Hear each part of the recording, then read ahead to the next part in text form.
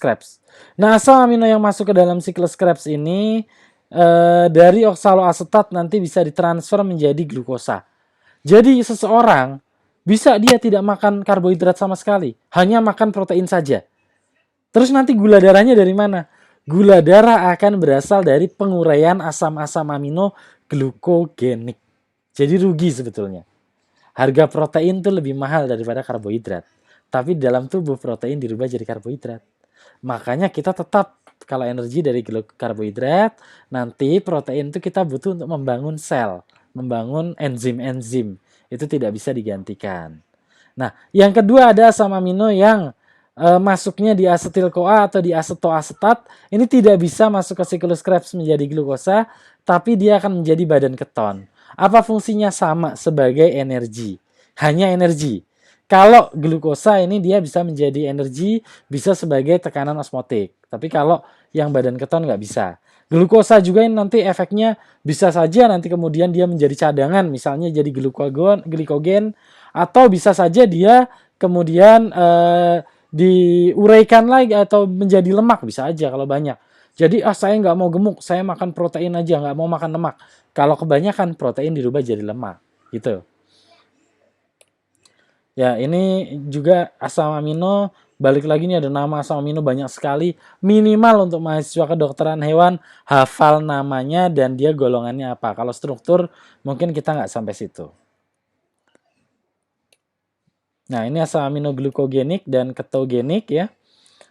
Jadi asam amino didegradasi, kalau yang glukogenik dia menjadi pirufat. Pirufat itu nanti bisa jadi karbohidrat. Nah, kalau yang ketogenik itu hanya menjadi asetil-CoA dan nanti bisa jadi energi. Nah, kenapa namanya keto? Karena dia menjadi anggota badan keton. Kalau di laboratorium pernah mencium bau keton, keton tuh baunya menyengat gitu, tidak enak. Nah, itu yang terjadi pada kondisi orang berpuasa atau kelaparan. Karena dia melepaskan keton, jadi nanti ada bau yang khas. Ya, jadi itu pelepasan keton. Nah, kemudian nih reaksi transaminasi.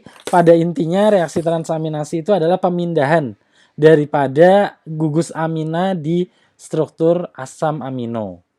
Nah, proses-proses ini nih semua banyak sekali yang membutuhkan kofaktor berupa vitamin atau koenzim, terutama vitamin B. Ya, ini nanti tolong dibaca. Ini mungkin penting ya. Jadi reaksi utama asam amino tadi saya cerita ada di hati. Nah, hati itu kenapa ada di hati? Hati punya enzim yang namanya GOT, glutamat oksaloasetat transferase, dan GPT atau glutamat pirufat transaminase. Enzim ini normalnya nggak ada di darah, konsentrasinya sangat rendah di darah.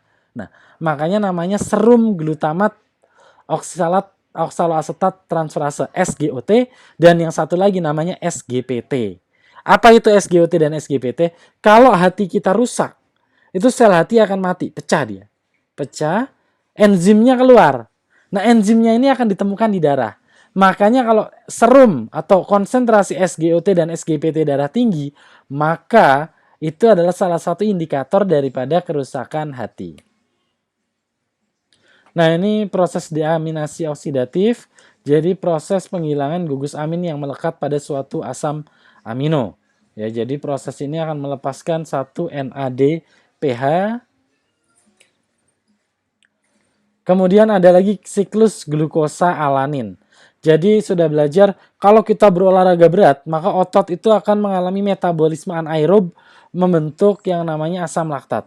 Nah, asam laktat ini sifatnya asam sehingga akan membuat otot jadi pegal. Karena kapasitasnya terbatas, maka otot itu punya plan B, di mana dia akan merubah glukosa tidak menjadi asam laktat lagi, tapi nanti setelah sampai ke pirufat dirubah menjadi alanin.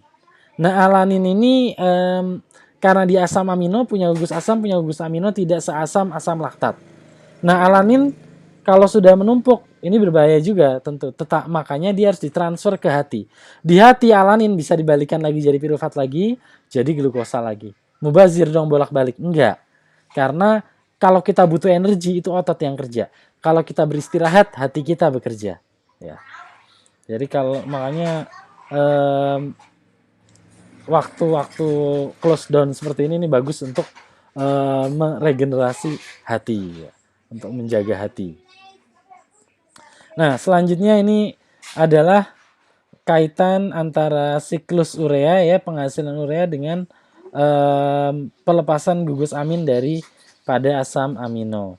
Nah, siklus urea ini terjadi sebagian di mitokondria dan sebagian terjadi di sitosol. Siklus urea terjadi pada hati. Nah, dan di ginjal. Jadi, kalau dua organ ini rusak, hati dan ginjal, maka akan terjadi peningkatan pH darah. Kenapa pH darah meningkat? Yang pertama, karena amonia tidak bisa dirubah menjadi urea. Jadi pH meningkat. Yang kedua, kalau ginjal yang rusak, urea tidak bisa keluar dari darah sehingga pH darah naik. Nah, ini terjadi pada kondisi orang gagal ginjal. Nah, pada kondisi orang gagal ginjal, pH darah akan meningkat sehingga enzim-enzim akan turun aktivitasnya. Nah, makanya orangnya akan pusing, lemas. Dia harus cuci darah. Diapain cuci darah? Diambil darahnya, dia dari sini nih. Diambil, terus kemudian nanti masuk ke mesin, dia akan difiltrasi di mesin tersebut, amonianya keluar, setelah itu darahnya dimasukkan lagi dari sini. Ya, jadi diambil, masuk lagi, ambil, masuk lagi. Sakit banget, apalagi di dompet, lebih sakit lagi. Ya, makanya harus menjaga hati dan ginjal. Gitu. Ya.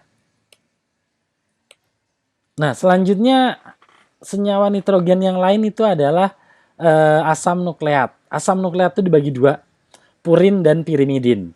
Pirimidin strukturnya hanya satu cincin segi 6. Karena ini strukturnya sederhana, bisa dipecah dengan mudah menjadi amonia. Nanti dia masuk siklus urea juga, dan rangka karbonnya bisa masuk ke pemecahan energi. Nah, tapi yang purin itu ada dua cincin. Ada yang segi 6-nya dan segi 5-nya. Karena dua cincin tidak bisa dipecah dengan mudah. Oleh karena itu, di dalam tubuh yang bisa dilakukan adalah merubahnya menjadi bentuk buangan yang namanya asam urat. Nah, asam urat ini dalam kondisi normal dibuang lewat urin. Tapi asam urat ini ada kelemahannya, yaitu mudah mengendap. Pengendapan asam urat yang terjadi di sendi akan mengakibatkan penyakit gout atau asam urat. Pengendapan asam urat yang terjadi pada ginjal itu menjadi salah satu batu ginjal. Nah, untuk mencegah asam urat ini atau mengobati, biasanya nanti dikasih allopurinol. Allo itu mirip purin, ya, berarti mirip purin strukturnya, maka dia akan menipu enzim yang bekerja di pembentukan asam urat, jadi menghambat pembentukan asam urat. Sebenarnya ini nggak benar-benar menyelesaikan masalah, tapi paling tidak asam uratnya bisa keluar sedikit-sedikit, kelarutannya, peningkatan kelarutan secara tiba-tiba, ya, dihambat. Jadi prinsipnya bekerjanya seperti itu. Ya, oke, itu metabolisme senyawa nitrogen. Saya selesaikan